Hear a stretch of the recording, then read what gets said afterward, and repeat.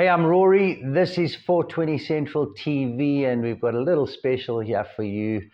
A nice takeout. Michael was wandering around with a camera at the different stages at the Cannabis Festival, and I don't think anyone captured the important stuff quite as succinctly as Myrtle did. Take a look at this.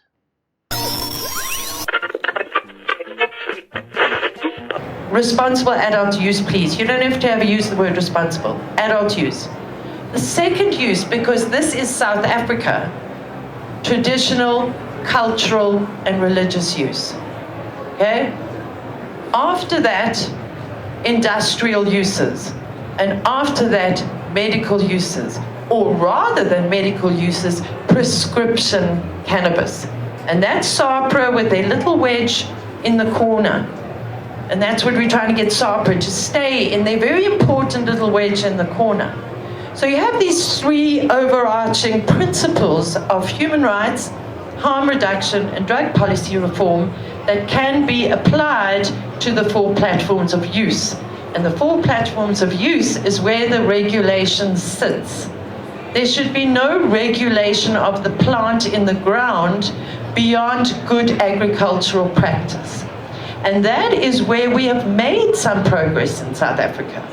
Earlier this, sort of towards the end of last year and the beginning of this year, and particularly with the government of national unity, cannabis has been, okay, the laws are obviously with the Department of Justice and Correctional Services, but cannabis has been split up into agriculture, trade, industry and competition, and health. And that is the departments where they should sit. And then we've got all of our ancillary departments, which is small business development, science and technology, and all of those things. And there are people in each one of those departments that are competent. They really are. There are individuals within each other who know what they're talking about. But they're very few and far between. And I think what people need to understand is that what we are facing is not a crisis of cannabis illegality, really. We're fighting the issue of institutional incompetence. You know? So that leads to a question. Should there be some sort of cannabis department or commission within the government? And if there is, should it be a loose one where you have individuals from each of those departments, or should it be something separate that's independent that then communicates with those departments? Well, I think what there has to be first, which is quite urgent, is an overarching cannabis industry representative association. So we are trying to, there's lots of people trying very hard to form an industry association, but it's a bit chaotic at the moment. But before any of that can happen, let's go back onto the ground. And back to your question, sorry, I digress, is because of all of the shenanigans of Section 21s, the shenanigans of the edibles ban, the shenanigans that get into the news, because of that, we have to be very strategic. And apart from trying to communicate with the government and get regulations, everything, the first thing that we have to do is stop the cops. So I'm not going to go into any details about this because it will all be available in a dedicated page on our website very soon. But Fields of Green for All is working with the University of Cape Town Criminology Department, my expert sitting over there, Dr. Simon Howell, and to a smaller degree with the University of Bristol in the UK, in order to institute a police reform project that doesn't mean protesting outside police stations, because that just doesn't work.